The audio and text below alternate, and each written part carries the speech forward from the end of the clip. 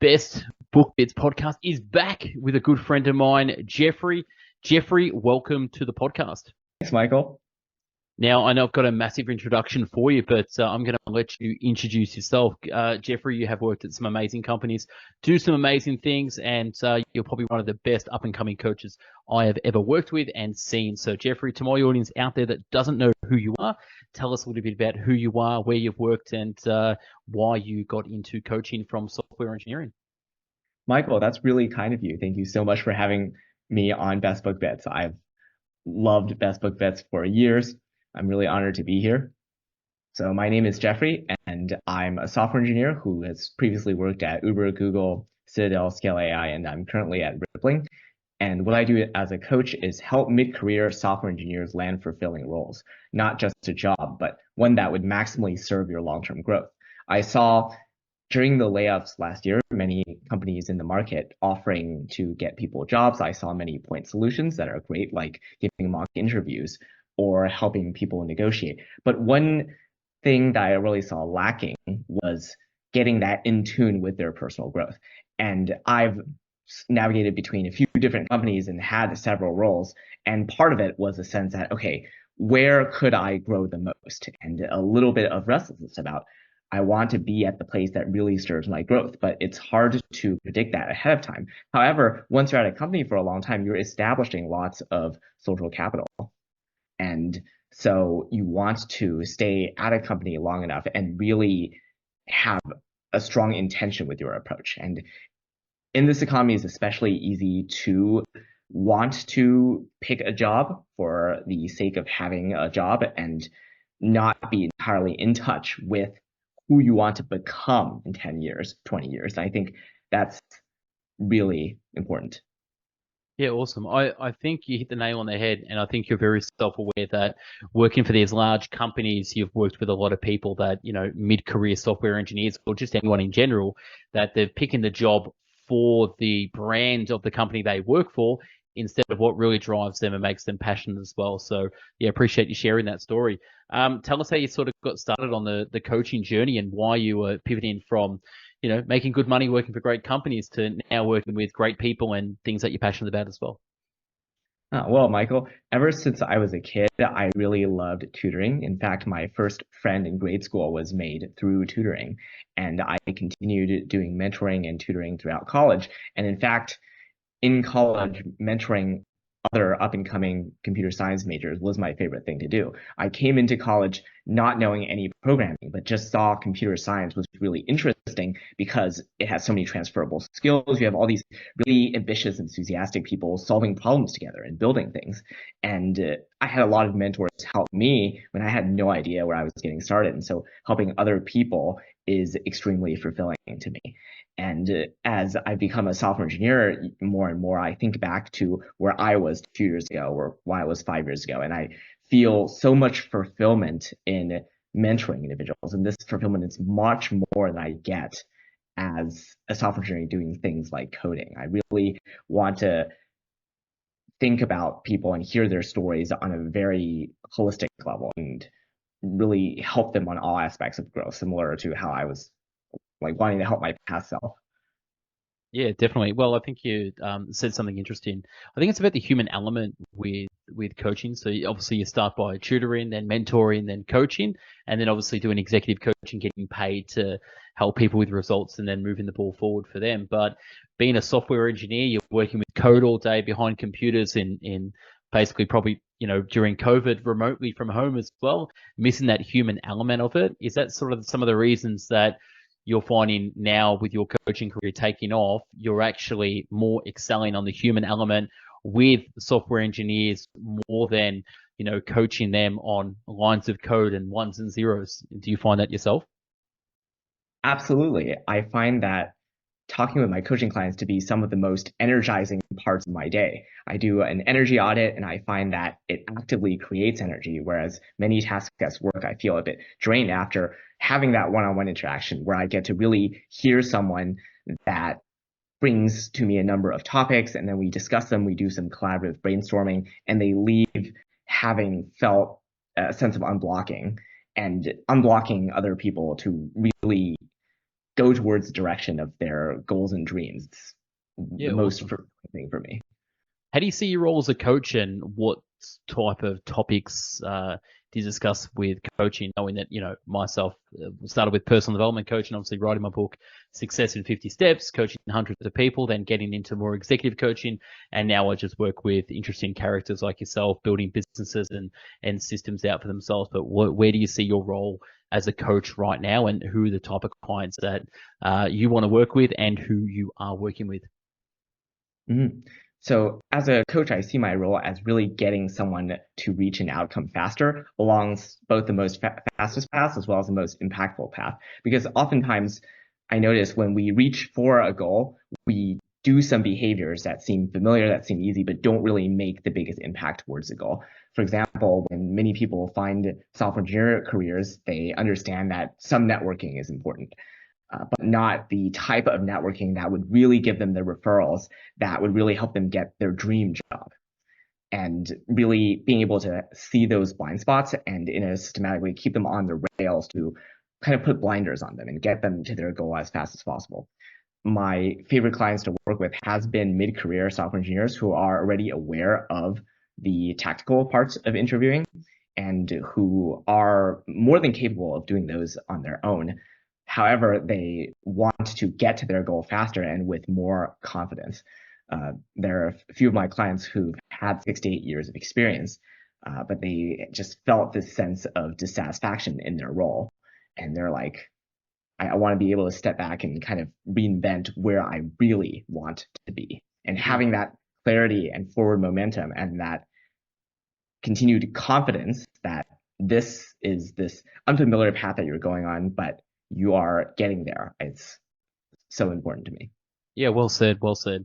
And the reason I've got you on the podcast as well, a lot of people thinking, who is this Jeffrey character? Well, I've interviewed a lot of people, worked with a lot of people as well, but you are humbly enough to say you are not it, but yes, you are a genius and probably the next Elon Musk, from my understanding, in terms of machine learning, your productivity hacks, your performance. You see things that other people don't see in terms of the speed you go and the companies you've worked for and what you've done at such a young age. It's by far more than what anyone else has ever done at their young age that I know of. So that's just a humble little congratulations, Jeffrey. I know you're on the path to big things. But for the people listening out there, can you explain a little bit about some of the productivity and performance hacks that you've come to acquire yourself over the years, and what you said before about getting to the outcome faster? Someone listening out there, how would you approach that as a coach to a mentee or a coaching client on how to get to the outcome faster with productivity, performance, and some hacks with networking as well? Mm-hmm. Thank you, Michael. I think the first thing to get started with is clarity. The first question I ask my clients is, imagine you're 10 years in the future. You're meeting your idealized future self. You're happy, you're fulfilled in everything you do. What are you doing with your day? Who have you become? What kind of skills do you have? Because I feel that this connection with your future self, and I got this from a book called Become Your Future Self by Ben Hardy a few years ago, is so crucial because frequently as we go about our day to day, there's this reactivity to it. We feel like we're reacting to the moments and we don't have a strong connection with who I want to become. And I feel like it's that inspiring vision. It's like, oh, I want to become that person. This is the place that I'm going that gives a lot of excitement. For example, if you're planning for a vacation in a few months, uh, you're looking forward to that vacation. And in this case, you're looking forward to who you become. And I feel like the purpose of life is really to become aspirational, to become someone that other people want to become. Mm. And that is how you kind of express your highest values and have integrity for yourself. Um, and so really being connected with that future vision of yourself, that's one. And for the more tactical components, keystone habits are really useful. For example, having an evening routine where you really get in touch with your goals, for example, yearly goals, weekly goals, monthly goals, and daily goals. And then in the morning doing gratitude journaling to get yourself into the peak state where you feel really great about the day. And keeping very aware essentially of where your energy is going. Another tip I like is tracking your time using something like Toggle Track or even a spreadsheet. Another tip is doing an energy audit, which is taking each hour you spend in your day. For example, you can even do that on a Google Calendar and just highlight some cells or some events as green, yellow, or red based on whether it gives you energy, it's neutral, or it takes away your energy. And trying to keep that number as high as possible, it gives you a lot of insight into what you really feeds off of, what makes you really feel alive and fulfilled. Yeah, there's probably 6 or 7 things I want to unpack there, but I just want to know where did you come up with these? Where did this philosophy of hacking your life in terms of tracking time, productivity? What age did it start off? Where did this come from? How long you been doing it for? So can you take us back a little bit into your maybe not childhood, but teenage years on where you started to? I know your resume, and we've worked together for quite a while now. But people listening, tell us a little bit how this all started from you as well, with breaking down things into numbers and quantifying energy like this. Yeah. Frankly, Michael, a lot of these I didn't come across myself. They've been in the self-development world a lot, and I just read a lot of books. And Best Book Bits has given me a lot of the books that told me that some of these concepts could be found in the Best Book Bits books.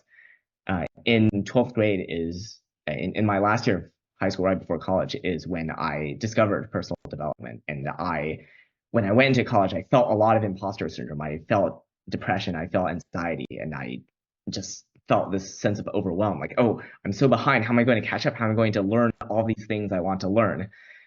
And having structure in the sense of tracking my time, tracking what I wanted to do, really gave me a lot of confidence. The scaffolding helps give me the assurance that I am using this day well.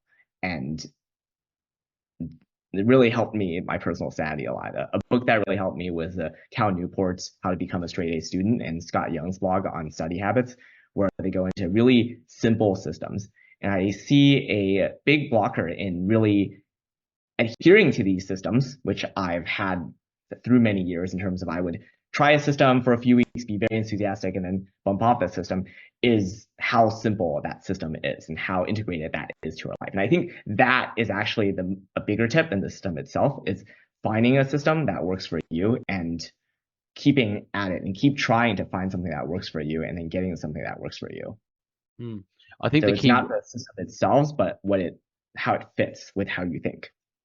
I think the key word you said there was systems. So the application of knowledge towards a direct outcome is what makes you a little bit different than the average person who just reads a personal development book to feel a little bit better or to just understand a little bit.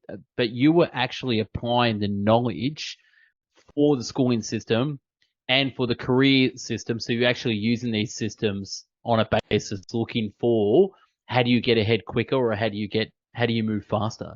So this is what I'm more interested in for my audience listening. You've been there, done that. How did you land all these incredible jobs at these different companies? How did you go from one to another? Can you expand a little bit about that and how the personal development and self-help moved into systems? And then how did that transition into the career opportunities that you've had? Can you touch on a little bit about that? For each of these jobs, I had a clear goal. For my first internship, which was at Uber, I wanted an internship. I applied to a bunch of places, and I was very late in the. Oh, sorry. Okay, let me start over with my answer. So for each of these jobs, I had a clear goal that I wanted to reach. For my first internship at Uber, I had already submitted hundreds of applications. I was late in the game, and there was this event that some Uber recruiters were hosting, and it was a non-recruiting event, but I just was the first person to the event. I sat next to the presenters. I talked with them throughout, and I wanted to get in contact with them, and then they were able to submit my resume. And so a theme of having very solid clarity to your goal and reaching out to people who would help you get to your goal. I remember for my first new grad job at Citadel, this was a very challenging position to get, but one of my mentors, he basically helped coach me on these are the questions you should prepare for. This is the material, this is the format of the interview, and get me into the mindset where I could really succeed at that outcome. just as you would prepare for a test by taking many mock exams in as similar a setting as possible for that outcome. Similarly, in getting these outcomes, there's a well-defined series of steps. There is a system, again, like as Michael said, that gets you to your desired outcome. There's oftentimes a pipeline, and keeping yourself along that system would all but guarantee your outcome. Awesome. So Uber, Citadel, what was some of the other companies that you're working at Rippling at the moment, but what were the others in between? Yeah, so Citadel was a quant dev company. I was also had an internship at Google, and part of that was I really wanted to intern at a big company, and that was a really fun experience.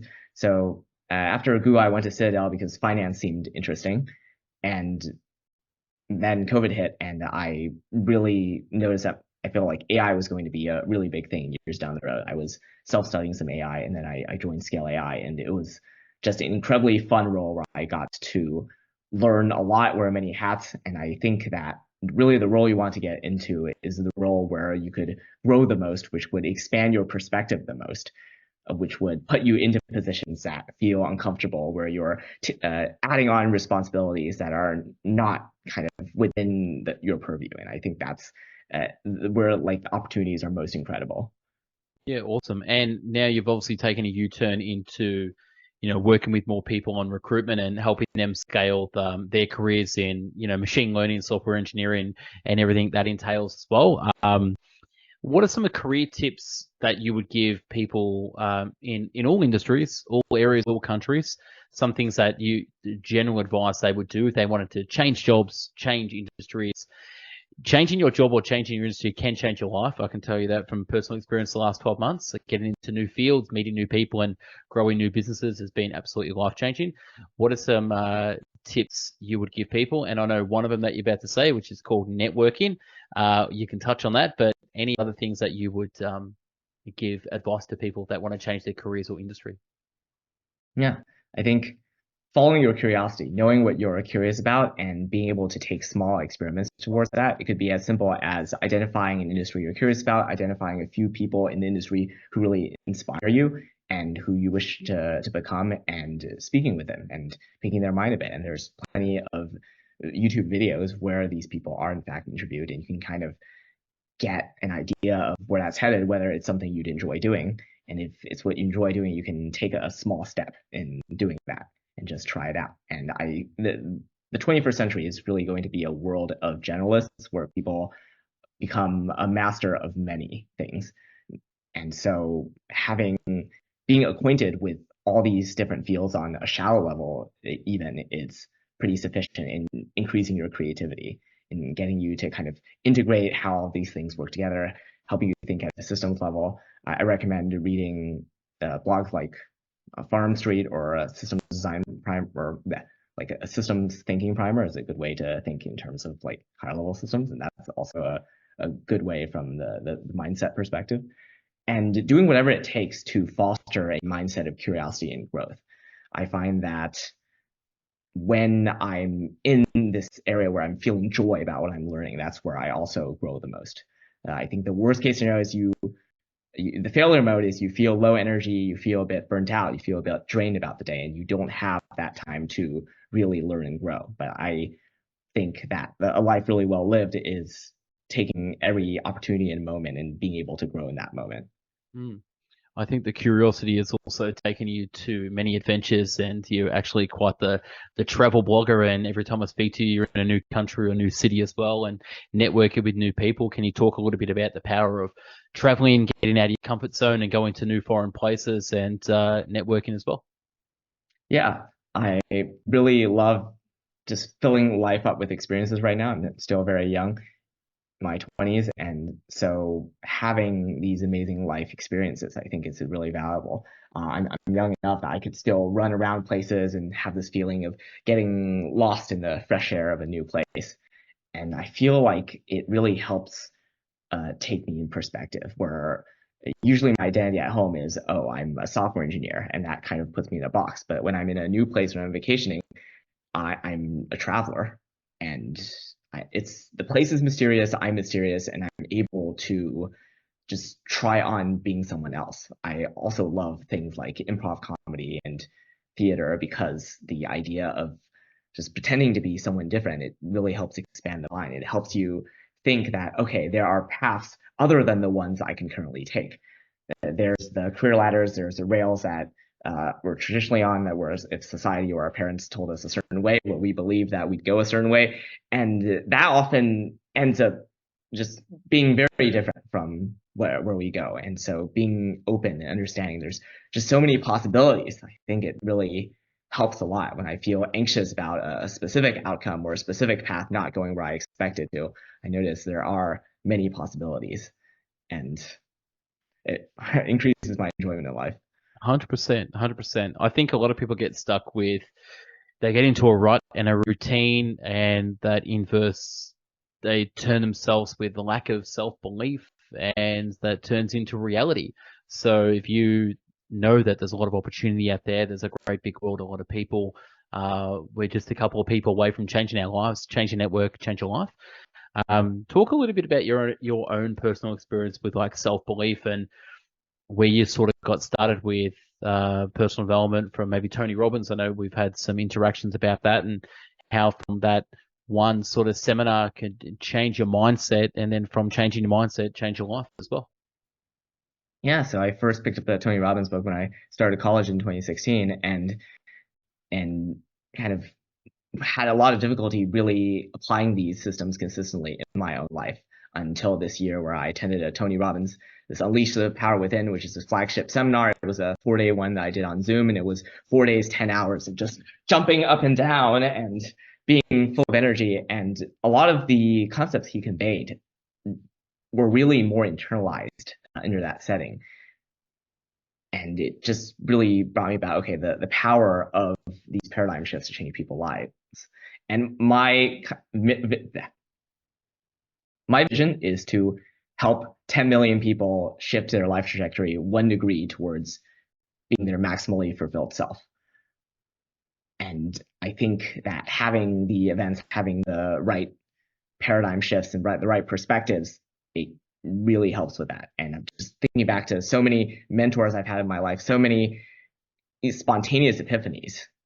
And I really want to bring about these kind of beautiful experiences where it's like there's a little bit of like the light bulb goes off, or a realization sinks in, and I just find it really beautiful. And one thing that stuck with me from the Tony Robbins seminar is never leave the point of a decision without taking action. And so I was listening to a Best Book Bits podcast. I saw in the caption, no, book a call with Michael. And I did it. And everything just snowballed from there. And Michael really just gave me the confidence that I could be a coach.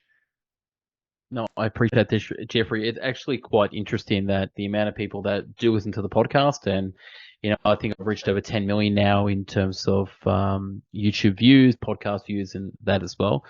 The very, very small number who have actually clicked that call button and jumped on a thing with 15 minutes, and as you can attest, changing someone's life by just taking small action there. What bothers me is the amount of people that listen to personal development content, self-help content, read books, and I call it mental masturbation. They literally, it's all them. What they don't do and fail to do is get out of their own way and say, you know what, I don't know everything. I'm going to book a call with the coach, book a call with Jeffrey, book a call with me, chat 15 minutes for free. Maybe I'll give you the right book to read at the right time. Maybe you want to work with me one-on-one for 3 months or 6 months, or yourself, Jeffrey.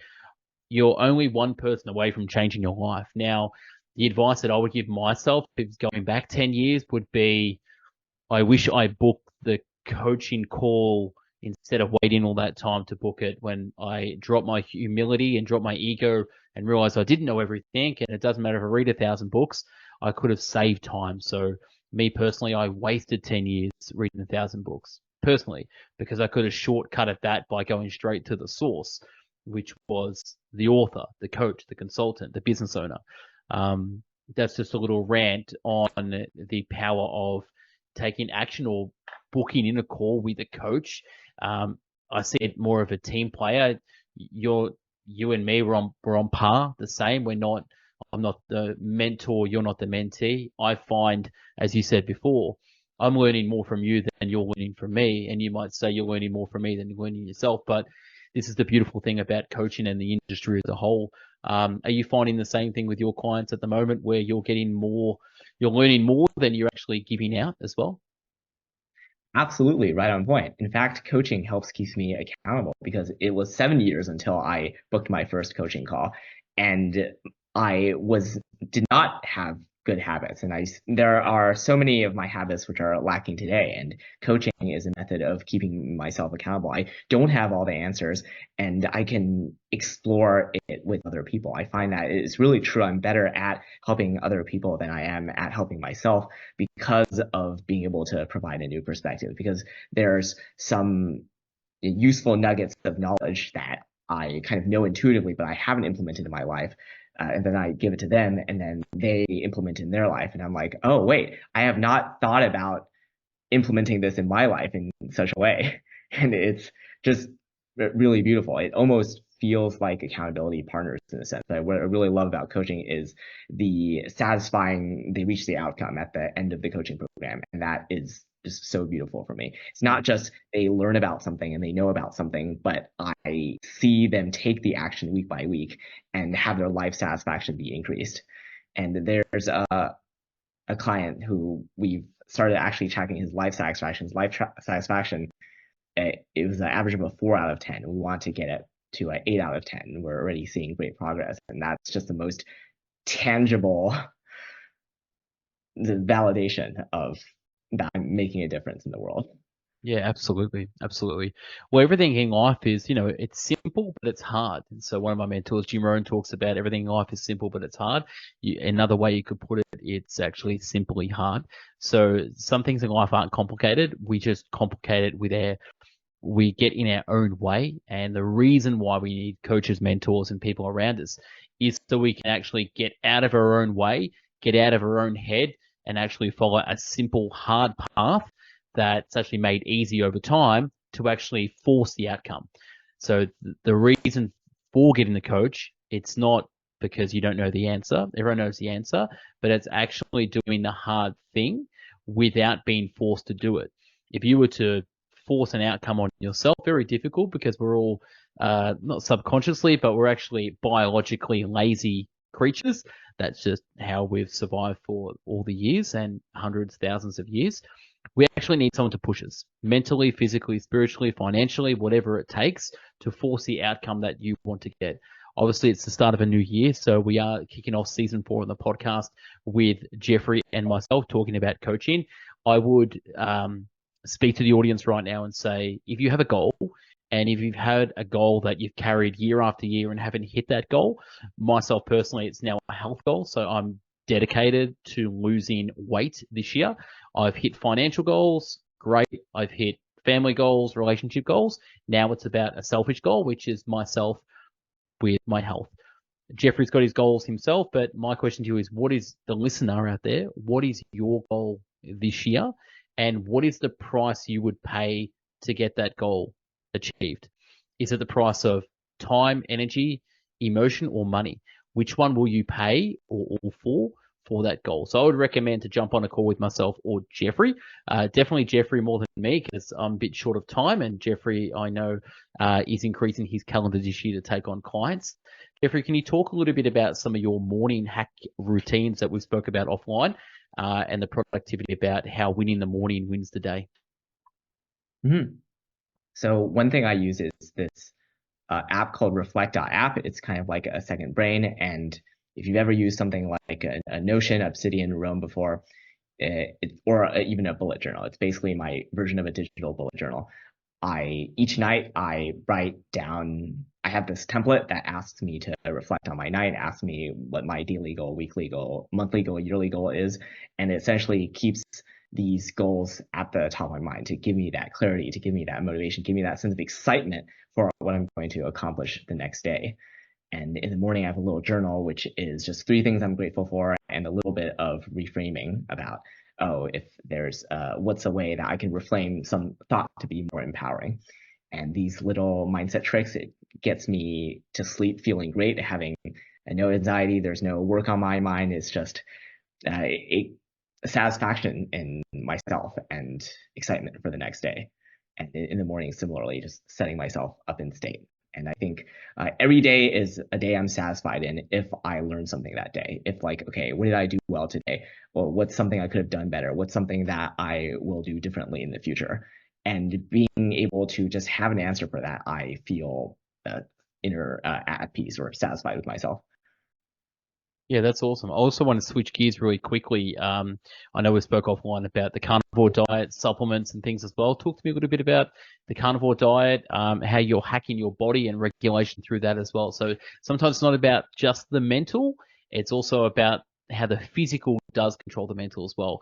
What you eat eats you. So talk about a little bit about your experiments last year with the carnivore diet. Yeah, personally, I noticed that the carnivore diet and intermittent fasting works best for my gut health.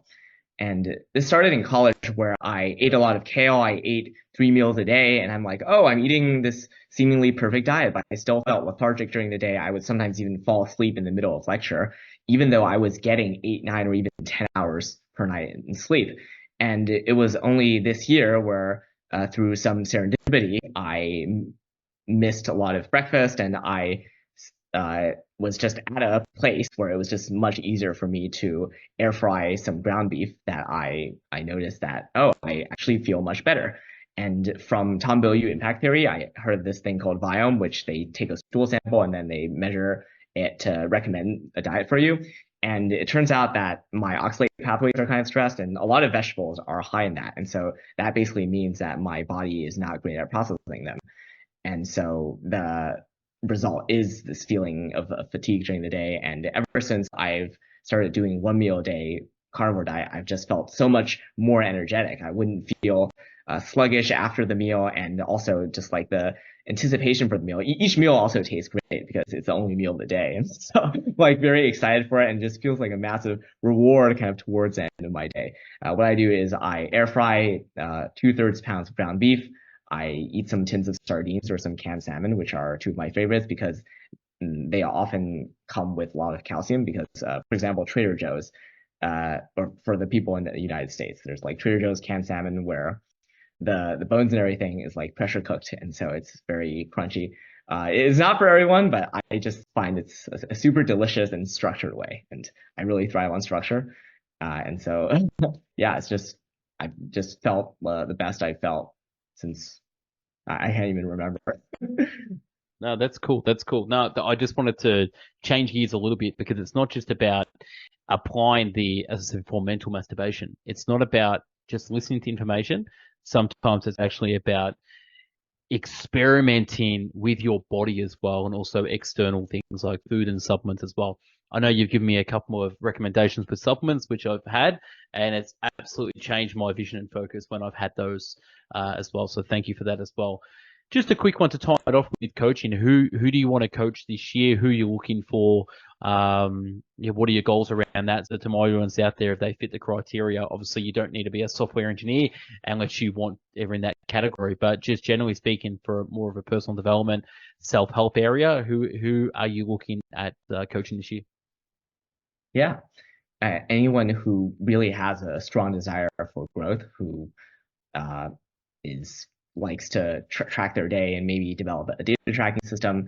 So someone who's really full of energy. In my clients, I kind of look at people who are like me a few years ago or who I want to become. And because I feel like I really do learn more from the process of coaching. And so, yeah, my niche may be mid-career software engineers, but I am increasingly learning topics like motivational interviewing or energized leadership, and want to become as much of a leader I can. And so meeting other like-minded people who are really interested in growth, really interested in leadership, really ambitious, other entrepreneurs, that would uh, really be amazing. Please my Yeah, heart. definitely. Well, just to recap our conversation, one of the reasons what I would applaud um, people to work with yourself and myself as well. Some of the words he said were structure, which everyone needs structure, curiosity, habits, morning clarity, goals, They're the biggest things. Like everyone needs systems, everyone needs processes. We all go through life, but do we grow through life? And that's the difference. So the reason why majority of people out there are average, and when I say average, I mean they're in the percentile of just an ordinary life, is because they're not growing, they're going. There's a massive difference between intentionally growing, and if you are intentionally growing, you can't grow by yourself. Like the biggest companies in the world don't have one employee. They have thousands, tens of thousands, hundreds of thousands of employees. Think about the biggest brands in the world. They don't sell one item one time. They sell lots of items every single day. People treat their life casually, they're going to be a casualty. I can spit off words and rhymes, but that's that. All I'm trying to say is if you're intentional about 2024, book a coaching call with Jeffrey or myself. We can work together. We can do a 2-on-1 deal. All I'm saying is if you're intentional about life, don't do it yourself. And if it's not me or Jeffrey, get a mentor, get a coach. Those who pay attention. Those who don't pay well, they don't get the results. So is there anything you want to leave off, Jeffrey? Anything I haven't covered that you want to touch on that the audience might want to know about yourself, or any topics that you want to discuss? Oh, Michael, that's amazing. Definitely getting a coach is so helpful. There's this quote I read from a book where we all have an eagle inside us that has an impulse to soar and a hippopotamus that wants to wallow in the mud. And really doing whatever it takes to kind of help the eagle soar and help us reach our ideal selves. It's just like beautiful. I've never heard that before, but I'm going to repeat it. Did you just say inside of us we have an eagle that wants to soar, but also a hippopotamus that wants to play in the mud? Yeah. I got this quote from John Maxwell's book, Sometimes You Win, Sometimes You Learn, which I've Okay, been reading recently. that's a good one. I've never ever heard that before. Jeffrey, I think it's a good spot. Now, for more audience that want to find you, obviously, there's going to be links in the show notes before if you want to jump on a 15-minute call with Jeffrey or myself as well. But where can people find you socially and where do you hang out? Yeah, I am at CoderCorgi on LinkedIn and Twitter. I'll have the links in the bio as well. It's where did you get the name Coda? Sorry, I know it's the dog breed. Is that correct? Yeah, so there's Coder as in